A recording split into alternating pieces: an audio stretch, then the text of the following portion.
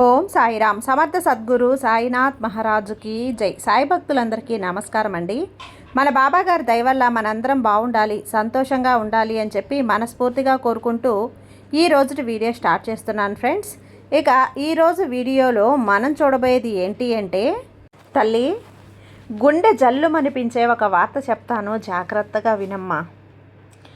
ఎందుకు ఈ వార్త నీ కోసం తీసుకొచ్చాను అంటే, గుండె గుప్పెట్లో పెట్టుకొని మరీ ఎందుకని అంటే, ఇది విన్నావంటే గనక నిజంగా నువ్వు ఆశ్చర్యపోతావు, కంగారు పడిపోతావు, కొంచెం భయానికి కూడా లోనవుతావు తల్లి. ఎందుకంటే ఇన్నాళ్ళు కూడా నువ్వు పడుతున్నటువంటి కష్టాలకి, బాధకి, కన్నీళ్ళకి, నీ ఇల్లు చిన్నాభిన్నం అయిపోవటానికి, నీ ఇంటిని సర్వనాశనం చేయటానికి చూస్తున్నది వీలేనమ్మా. ప్రయత్నిస్తున్నారు, ఒకరు కాదు, రెండు కాదు తల్లి, ఇద్దరు మనుషులు.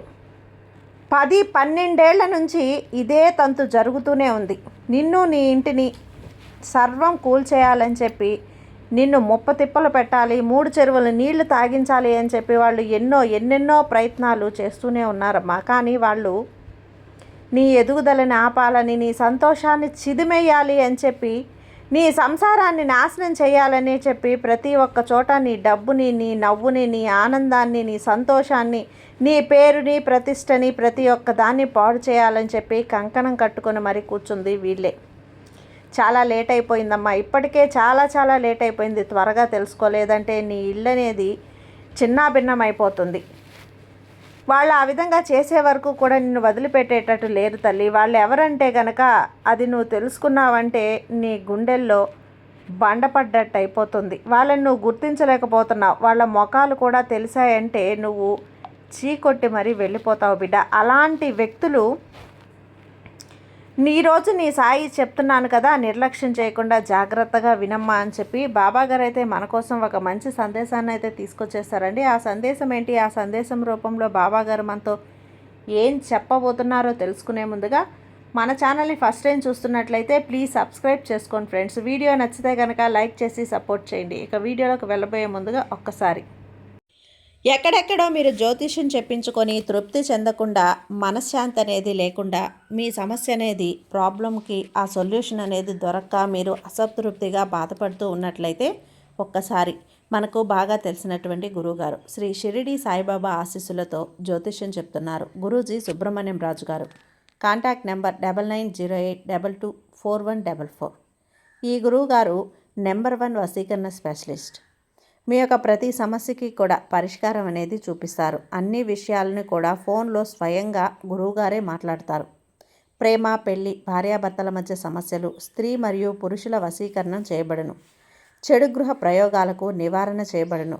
మీ యొక్క ఎటువంటి సమస్యనైనా సరే ఫోన్లోనే 24 గంటల్లో పరిష్కారం అనేది చూపిస్తారు. కాబట్టి నమ్మకంతో గురువుగారిని కాంటాక్ట్ అవ్వండి. మీరు ఎక్కడెక్కడో జ్యోతిష్యం చెప్పించుకొని అసంతృప్తి చెంది ఉంటే ఈ గురువు గారి దగ్గర ఒక్కసారి ఫోన్ చేసి మీ సమస్యకు పరిష్కారం అనేది తెలుసుకున్న తర్వాత మీ మనస్సు ప్రశాంతంగా ఉంటుంది. కాబట్టి నమ్మకంతో కాల్ చేయండి గురువుగారికి. సుబ్రహ్మణ్యం రాజు గారు, నెంబర్ 1 వశీకరణ స్పెషలిస్ట్. Contact number 9908224144.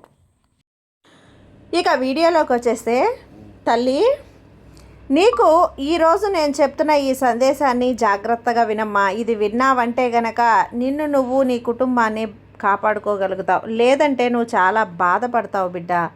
ఎందుకు చెప్తున్నానో నీ సాయి తండ్రి మాటల్లో ఏది చెప్పినా కూడా నీ మంచికే కదా. గత 10-12 ఏళ్లుగా నిన్ను సర్వనాశనం చేయటానికి ప్రయత్నిస్తున్నది ఎవరో తెలుసా తల్లి? ఈ విషయం నువ్వు తెలుసుకున్నావంటే గనక నువ్వు చాలా ఇబ్బందులు పాలవుతావు, చాలా బాధపడతావు, చాలా మానసిక వేదనకి గురవుతావు. ఎలా బయటపడాలో కూడా నువ్వు తెలుసుకోవాల్సినటువంటి జాగ్రత్తలు, అవన్నీ నువ్వు పాటించాల్సినటువంటి నియమాలు ఏంటి, ప్రతి ఒక్కటి కూడా చెప్పబోతున్నాను బిడ్డ. జాగ్రత్తగా విను. నిర్లక్ష్యం అసలే వద్దమ్మా. ఇది నీ జీవితానికి, నీ కుటుంబానికి, నీ కుటుంబ సభ్యులకి సంబంధించినటువంటి విషయం. నువ్వు ఇన్నాళ్ళుగా బాధపడుతున్నటువంటి కష్టం ఏదైతే ఉందో, బాధ ఏదైతే ఉందో, అనుకున్న పనులు జరక్క ఏది మొదలుపెట్టినా అర్ధాంతరంగా ఆగిపోతూ ఎన్ని బాధలు పడుతున్నావు, ఎన్ని తిప్పలు పడ్డావు. నీతో పాటు నీ కుటుంబం కూడా అల్లాడిపోతుంది. మాకీ దౌర్భాగ్యం ఎందుకు, ఈ పరిస్థితి ఎందుకు బాబా, మాకు ఏ జన్మలో ఏ పాపం చేశామో కానీ నా కుటుంబం ఇలా విలవిల్లాడిపోతుంది అంటూ నువ్వు కంగారు పడిన రోజులు ఎన్నో ఉన్నాయి తల్లి. కన్నీళ్లు పెట్టుకున్న రోజులు కూడా ఎన్నో ఉన్నాయి, బాధపడిన రోజులు ఎన్నో ఉన్నాయి. వాటన్నింటికీ కూడా ఈరోజు విషయం ఏంటి అని చెప్తాను, దానికి కారణం ఏంటనేది కూడా చెప్తాను. జాగ్రత్తగా విను. దీనంతటికీ కారణం ఎక్కడి నుంచి మొదలవుతుందో తెలుసా? అందరికీ కూడా ఎక్కువగా నువ్వు అందరినీ నమ్మేస్తావు. అందరూ కూడా నా వారే అని అందరితో నువ్వు ఈ విషయాలన్నీ కూడా పంచేసుకుంటూ ఉంటావు. ఇది ఒక రకంగా నీకు చెడు చేస్తుంది. ఎప్పుడైనా అర్థం చేసుకున్నావా? ఎందుకంటే నీకు తెలియని విషయం ఏంటి అంటే, నువ్వంటే నచ్చని వాళ్ళు, నీ నాశనాన్ని కోరుకునేవాళ్ళు నీ దగ్గర ఆ విషయం నీకు తెలియదు తల్లి. ఎంతో పైకి మంచిగా స్నేహంగా నటిస్తూ నీ వెనక గోతులు తవ్వుతూ ఉంటారు. ఇక బయట ఉండే శత్రువులు కూడా నీతో కలిసి నీ పతనాన్ని కోరుకుంటూ ఉన్నారమ్మా.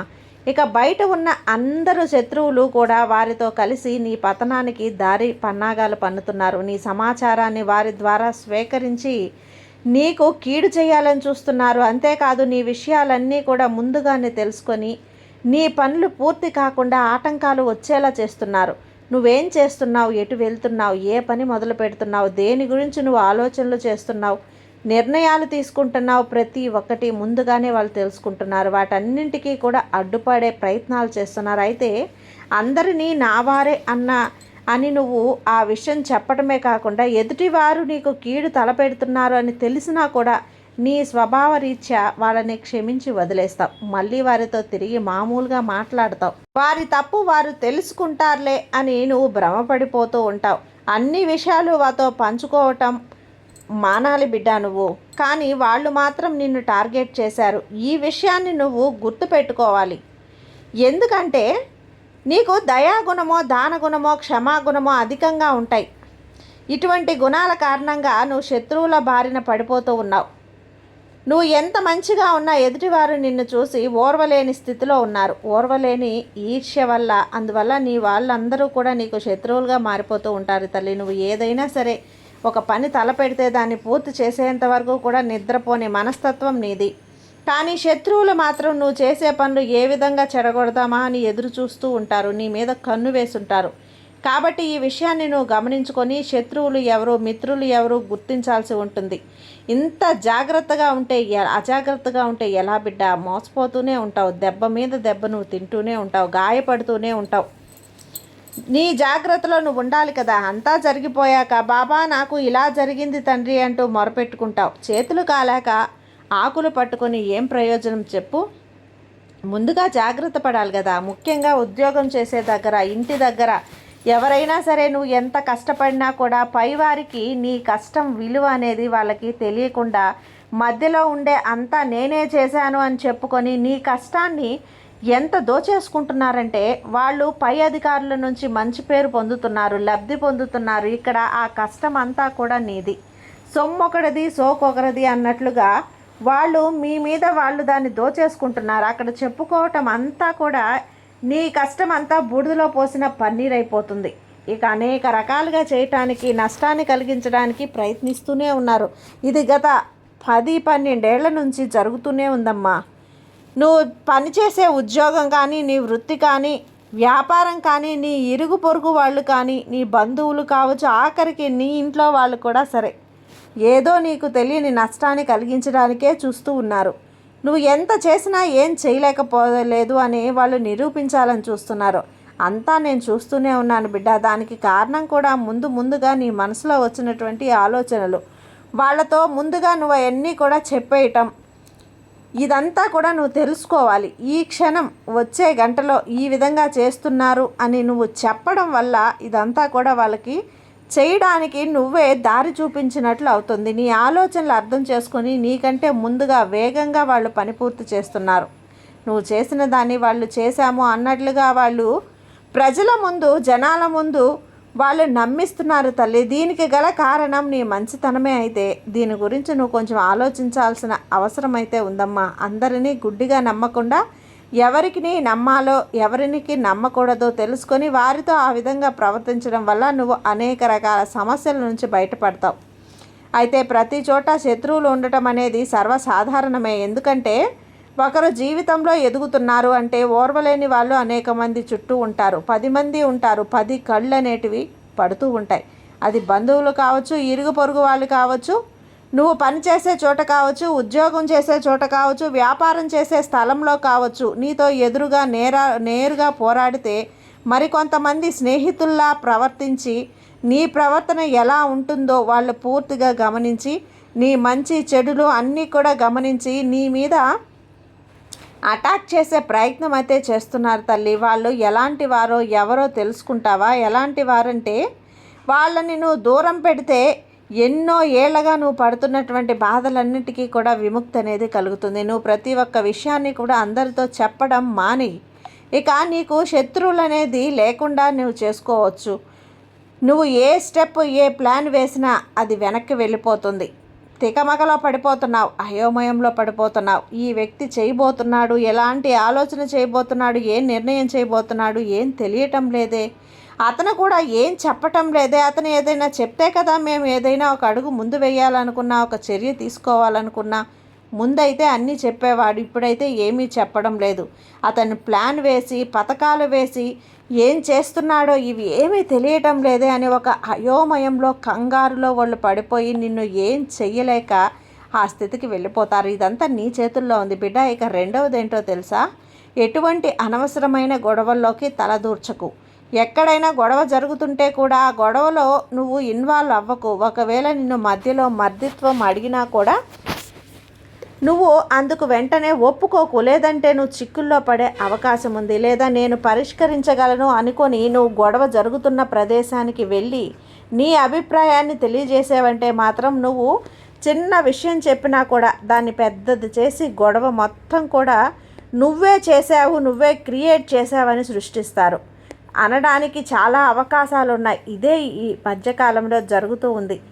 దీనివల్ల నువ్వు అనేక పరిణామాలు కూడా ఎదుర్కొంటూ ఉన్నావు బిడ్డ. ఎందుకంటే ప్రస్తుతం ఉన్నటువంటి పరిస్థితి ఆ విధంగా ఉంది. అలాగే మరొక ముఖ్య విషయం ఏంటో తెలుసా? ఏదైనా కొత్తగా ప్రారంభించాలి అంటే గనక ఒక వ్యాపారం కానీ పెట్టుబడి పెట్టే విషయం కానీ ఏదైనా కానీ నీకు తెలియని అనుభవజ్ఞులు పెద్దవాళ్ళు ఉంటే వాళ్ళ సలహా ఆశీర్వాదంతో చెయ్యి. ఆ సమయంలో నువ్వు ఖచ్చితంగా ఒక నియమం పాటించాల్సి ఉంటుంది. నీకు బాగా నమ్మకస్తులైనటువంటి పెద్దవాళ్ళ అనుభవం ఉన్నవాళ్ళు, నీ మేలు కోరేవాళ్ళు, అలాంటి వాళ్ళతో మాట్లాడు. ఆ తర్వాత అడుగువై. అలా కాకుండా సొంత నిర్ణయాలు తీసుకుంటే కనుక తీవ్రంగా నువ్వు నష్టపోవాల్సి ఉంటుంది తల్లి. జాగ్రత్త. ఇక మూడో విషయం ఏంటి అంటే నువ్వు ఆ సమయంలో ఎవరికి డబ్బు ఇవ్వటం అంత మంచిది కాదు తల్లి. ఎందుకంటే మనకు కాలం కలిసి రానప్పుడు, అన్నీ అనుకూలంగా లేనప్పుడు నువ్వు ఇచ్చినవి సవ్యంగా తిరిగి ఎలా వస్తాయి అనుకుంటున్నావు? రావమ్మా. కాలం అనుకూలంగా ఉన్నప్పుడు అన్నీ చేయాలి. మంచి వాళ్ళు ఉన్నవాళ్ళు ఎప్పటికప్పుడు వాళ్ళు చెల్లించే వాళ్ళు అయినా కూడా నీ స్థితులు పరిస్థితులు మారినప్పుడు వాళ్ళ బుద్ధి కూడా మారుతుంది. ఇద్దాంలే అన్న ఒక ఆలోచన వస్తుంది. కాబట్టి జాగ్రత్త. డబ్బు అప్పుగా ఇచ్చినా చేబదులుగా ఇచ్చినా సరే అది ఆ సమయంలో నీకు తిరిగి రాదు అనే విషయాన్ని గుర్తుపెట్టుకో. అలాగే నువ్వు డబ్బులు అప్పుగా తీసుకున్నా కూడా వడ్డీ ఎక్కువ కట్టవలసినటువంటి పరిస్థితి ఏర్పడుతుంది. జాగ్రత్త. ఇవ్వటము తీసుకోవటము రెండూ కూడా ఈ సమయంలో మంచిది కాదు. అందుకోసమే డబ్బులు తీసుకునే విషయంలో కూడా జాగ్రత్తలు వహించు తల్లి. ఏదైనా సరే రాతపూర్వకంగా లేనిదే చెయ్యకు. కాబట్టి అది చెల్లదమ్మా, అది నిలబడదు కూడా. రాత అంటే 100 ఏళ్ళ తర్వాత నువ్వు ఆ రాత చూపిస్తే కూడా నీ సొమ్ము నీకు వస్తుంది. మాట మట్టిలో కలిసిపోతుంది కదా, గుర్తుంచుకో. లేదంటే అనవసరమైన చిక్కుల్లో పడే అవకాశం ఉంది. ఇక ఇటువంటి విషయాల్లో కూడా నీకు శత్రువులు ఏ విధంగా ధన నష్టం కలిగిద్దామా అని ఎదురు చూస్తూ ఉంటారు. ప్రస్తుత పరిస్థితి అంత బాగలేదు కాబట్టి ఈ జాగ్రత్తలు తీసుకో. నువ్వు ఏ విషయాన్ని ఇతరులతో చెప్పకు. అంటే నువ్వు నీ వస్తువులు ఏవైనా కొన్నా, ఇంకో కొత్త వస్తువు కొన్నా, లేకపోతే ఏదైనా భూములు కొన్నా, ఆస్తులు కొన్నా, ఎక్కడైనా కానీ పెట్టుబడి పెట్టినా, ఏదైనా ప్రయాణం తలపెట్టినా, ఏ చిన్న అంశమైనా సరే, పెద్ద అంశమైనా, చిన్న పనైనా పెద్ద పనైనా పూర్తయ్యేంత వరకు ప్రస్తుత సమయంలో ఎవ్వరికీ చెప్పకు బిడ్డ. ఎందుకంటే నీ శత్రువులు నువ్వు ఏం చేస్తున్నావు అని చూస్తున్నటువంటి రోజులు. ఆటంకాలు ఎలా కలిగించాలి అని, ఆ పనిని పూర్తి చేయనీయకుండా ఎలా చెయ్యాలి అని చెప్పి ఎదురు చూస్తూ ఉంటారు. నీకున్న ధనాన్ని ఎలా నష్టపరచాలి అని ఎదురు చూస్తూ ఉంటారమ్మా. కాబట్టి నువ్వు ఈ విషయంలో చాలా జాగ్రత్తగా ఉండాలి. నువ్వు మంచి స్నేహంగా ఎదుటి వాళ్ళతో మాట్లాడుతావు, కానీ నీ కదలికలు వాళ్ళు కనిపెట్టేస్తారు. వాళ్ళ అడుగులు మాత్రం ఎటు వేస్తున్నారో తెలియదు. అలాంటప్పుడు వాళ్ళని నువ్వు తొంగి చూసే సాహసం కూడా చేయవు కదా. అట్లా కాకుండా నువ్వు నీ జీవితంలో జరిగే ప్రతి ఒక్కటి తీసుకెళ్ళి చెప్తూ ఉన్నావంటే నేరుగా నీ జీవితంలోకి వాళ్ళని ఆహ్వానించేశావు. ఆ హక్కు కూడా నువ్వు ఇచ్చేసావు. మాట్లాడే హక్కు, తొంగు చూసే హక్కు, ఇది వద్దు ఇది కావాలి అని ఆంక్షలు వేసే హక్కు కూడా నువ్వే వాళ్ళకి ఇచ్చేసావు. ఎప్పుడైతే నీ సొంత విషయాలు నీ దగ్గర పదిలంగా ఉంటాయో అప్పుడు వాళ్ళ గుండె జల్లుమంటుంది. నీ జీవితంలోకి తొంగి చూడాలి అని వాళ్ళ మనసులో కూడా ఆలోచన అయితే రాదమ్మా. కాబట్టి జాగ్రత్తగా ఉండు తల్లి. నేను చెప్పిన ఈ మాటలన్నీ కూడా గుర్తుంచుకొని సహనంగా ఓర్పుతో ఉండు. ఈ సాయి నీకు తోడుగా ఉన్నంత వరకు నీకు భయం ఎందుకు బిడ్డ. సర్వేజన సుఖినో భవంతు. జై సాయిరాం.